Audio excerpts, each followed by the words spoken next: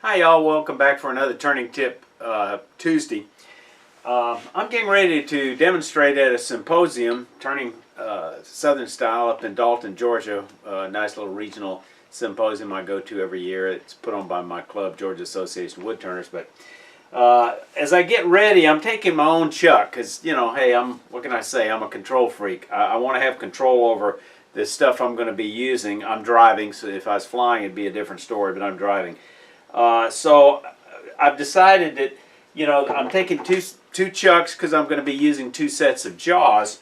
And I got to thinking, I've got a set of jaws that I use a lot, but I've got it on a G3 chuck, and my primary chuck is a Supernova 2, and they each have a different key. They're both good chucks.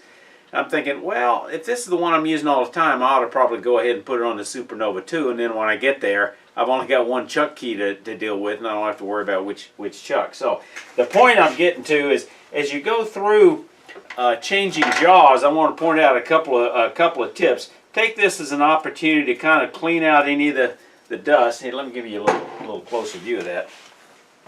Use this as an opportunity to take an old toothbrush and clean out what you can that's dirty, just normal stuff.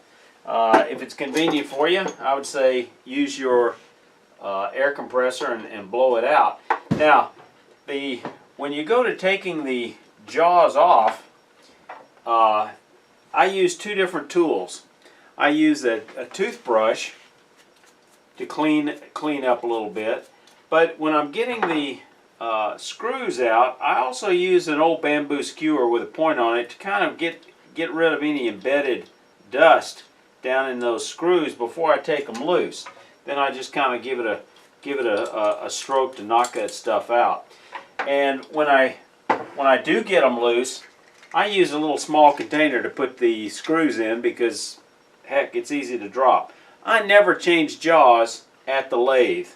A couple of reasons. Number one, because I'm always going to drop something, and this I'm more likely to catch it. And then secondly, it gives me a chance to take a short break.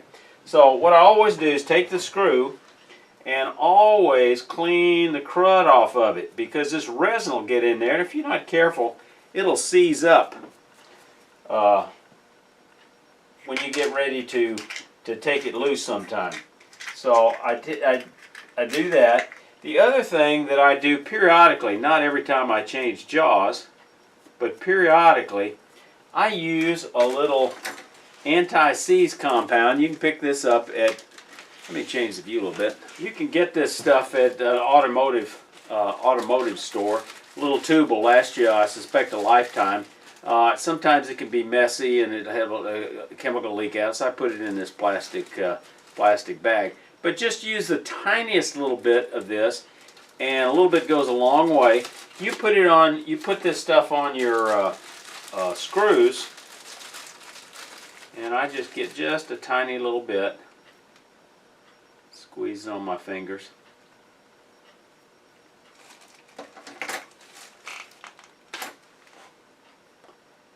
And just rub it in there a little bit. And then what I tend to do, I try to keep a rag handy. That was the other tool. I always keep little scraps handy. And just kind of rub it in a little bit, and rub it near the top where the slope of the screw matches. If yours is sloped, maybe it's not, maybe it's flat. But in any case, rub it a little there. So use this as an opportunity to clean up everything you can. Before you go to putting your chuck jaws on, make sure you kind of wipe out the inside where that screw is going, the head is going to match up. As I said, that's where you want the anti-seize, especially right on the inside there and on the underside of the screw. And that'll really save you a lot of grief over the years. And then when you put that on there, you're just not going to have any trouble taking it loose. Now, us guys, it's easy to get hold of something like this and just crank it down as hard as you can.